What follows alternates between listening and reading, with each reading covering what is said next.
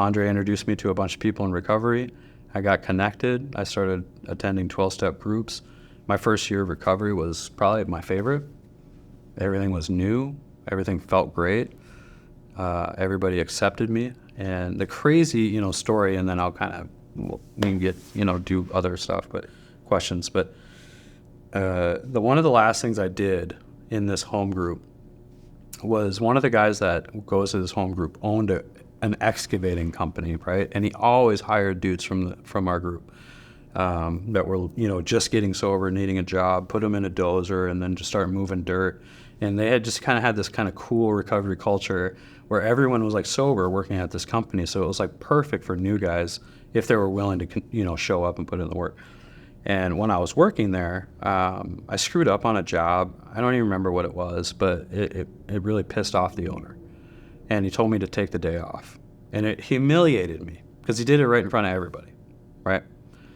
And I got, I was at a place where I just didn't handle resentments well. I didn't handle anger well. I was very toxic. I was newly sober.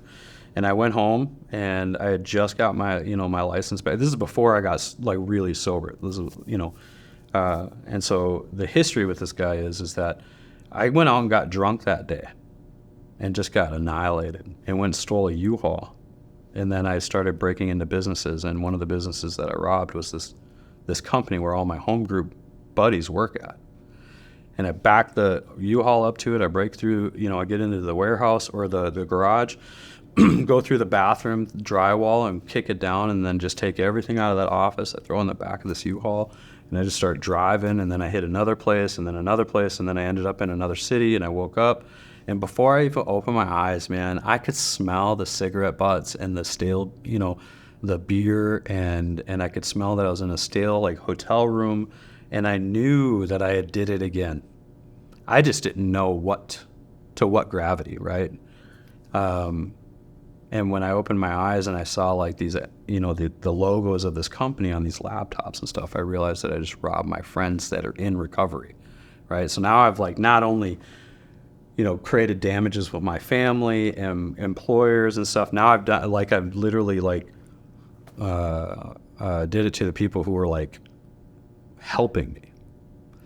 And so for for years, I didn't go back to that meeting because I had robbed, the owner of that company, and a bunch of the guys there work there. And I was, like, super fearful. And when I got sober, Andre, that was his home group, and he told me that if I wanted to be sober and I wanted to stay on his couch, then I'd have to be willing to go to that group.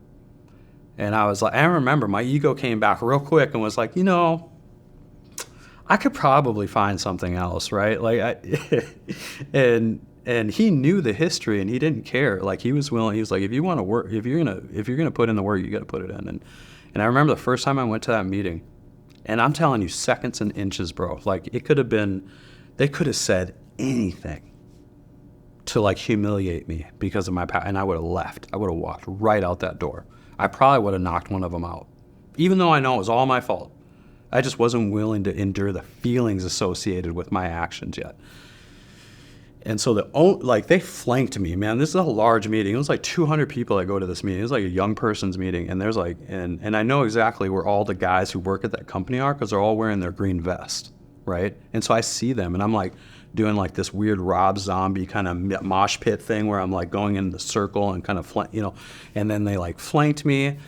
And, Jeff came walking up to me, and we just kind of like stared at each other. He's much taller than me. And we just kind of stared at each other. And then he just put his arms open and he grabbed me and he brought me in. And he was just like, I'm just happy that you're sober. Don't worry about what you did. Just be safe here tonight. I've already talked to the other guys. Nobody's going to say anything to you. And then, my kid's mom also goes to that meeting. And she was there, and I had burned things down with her. And then she came up to me and started crying and holding me, and told me that she was glad to see, that I was back. And then one of the guys that was working at that company came up to me, and he was like, "I just want you to know that I wanted to punch you when I saw you, but I'm sponsored." And my sponsor told me to come over here and give you a hug. And I gave you a hug, and now I feel better, and I don't want to punch you. And I'm just glad you're here. And like, they could have said anything within rights, could have humiliated me or whatever, right? And I still had like warrants out for this, and went and turned myself in. So anyways, fast forward, they made it very comfortable for me when I did finally, like, everything came together. And I've been trying to, and I think that's been the piece that was missing, is I never had a real connection. And it wasn't until that destruction and that forgiveness and that grace that I didn't feel, it wasn't until that happened and when I felt that connection and created this weird enthusiastic desire, right, to do anything, to stay sober. And so,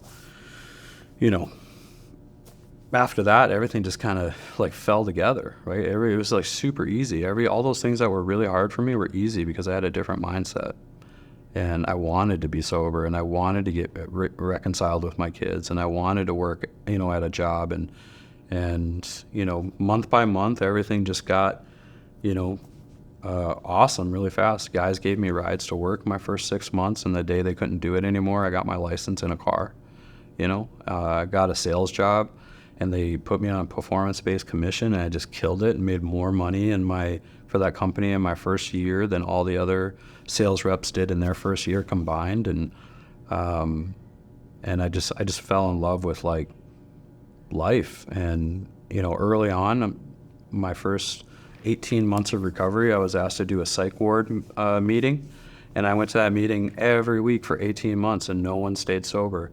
And I kind of had this weird like Bill Wilson moment where, in the first 6 months that Bill Wilson was like working with people and letting them stay on his couch and sponsoring people and stuff, nobody stayed sober that first 6 months. And then he was complaining about it to his wife, and his wife, Lois, he's like, nobody's staying sober. And then Lois said to him, which probably saved an entire organization of people, she was like, but you are.